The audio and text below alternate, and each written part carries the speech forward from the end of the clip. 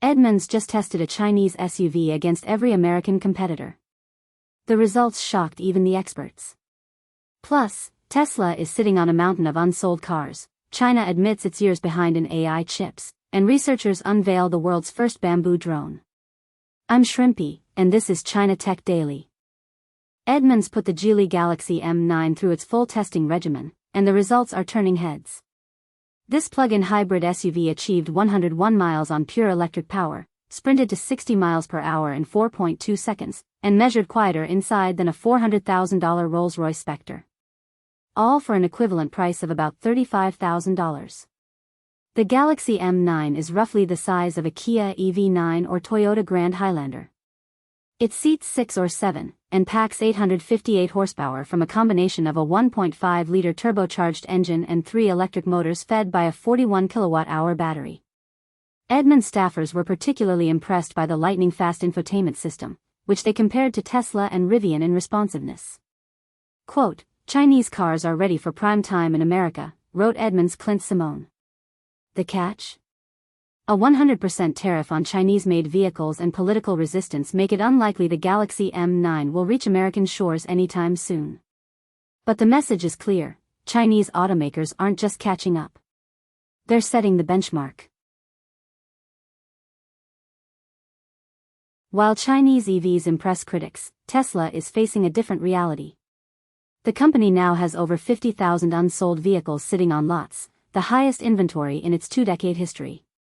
Tesla manufactured 408,000 cars in Q1 2026, but delivered only 358,000. That 50,000 unit gap marks the worst mismatch between production and demand the company has ever recorded.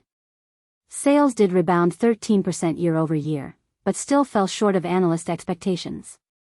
The company also discontinued the Model S and Model X on April 1, leaving just the Model 3, Model Y, and Cybertruck to carry the lineup. Meanwhile, Ford's EV sales dropped 70% year-over-year, and Honda slashed Prologue prices by $7,500 to move inventory.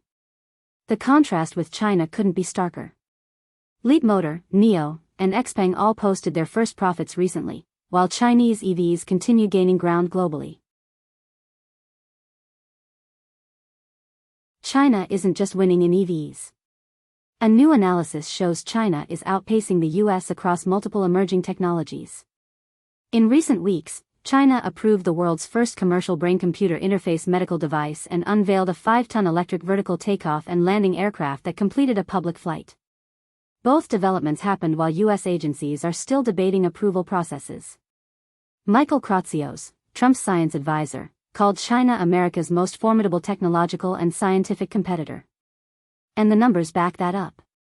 China's R&D spending has grown from $13 billion in 1991 to over $800 billion today, second only to the US. According to Nature, China's public research spending will overtake America's by 2029. Professor Margaret Kozel of Georgia Tech notes that by multiple metrics, China already exceeds the US in AI, quantum internet, and biomanufacturing. The question isn't whether China will lead in certain technologies. It's how many. In a fascinating twist on sustainable technology, Chinese researchers have released the world's first open-source flight control system designed specifically for bamboo-framed drones. The system, developed at Northwestern Polytechnical University, solves a key problem. Bamboo structures create low-frequency vibrations between 8 and 20 Hz that standard flight controllers can't handle. The team redesigned control algorithms to match bamboo's structural properties, reducing control latency from 15 to 20 milliseconds down to just 8 to 10 milliseconds. Why bamboo? It's cheap, sustainable, and naturally damps vibrations. By making the software open source, the researchers are enabling anyone to build eco-friendly drones without proprietary technology barriers. It's a small example of China's strategy, releasing technology freely to set standards and build ecosystems. At Semicon China 2026, Chinese semiconductor executives made a surprisingly candid admission: China lags 5 to 10 years behind in AI data center chips.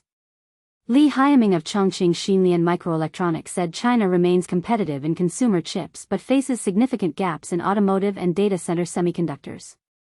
The AI boom is straining equipment, passive components, and talent supply across the industry. Multi-layer ceramic capacitors face shortages as data center construction accelerates. Foundry talent retention remains a key constraint. But executives aren't giving up. David Wong of ACM Research argued that next-generation manufacturing tools haven't been developed yet anywhere, meaning the race is still open.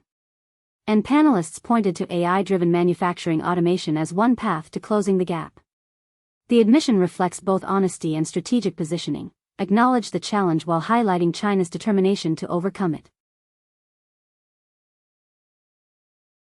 Western automakers are facing a ticking time bomb, used EV depreciation. EVs now make up almost 15% of off-lease vehicles this year, and each one is worth thousands of dollars less than expected. Automotive finance companies own tens of thousands of used EVs that simply aren't worth what they projected. Cox Automotive's Mannheim has spent over $100 million preparing its auctions to handle the volume. The core problem? EV technology improves so quickly that yesterday's cutting edge becomes today's outdated. Buyers looking at a 3-year-old EV see shorter range, slower charging, and missing features compared to new Chinese models at similar prices. This is another area where Chinese vertical integration provides an advantage. Companies like BYD that make their own batteries can price more aggressively and absorb depreciation risks that Western automakers are still learning to manage. That's your China Tech Daily for April 4, 2026. From Geely crushing American benchmarks to Tesla's unsold inventory piling up, the shift in global automotive power continues. Thanks for watching. I'm Shrimpy, and I'll see you next time.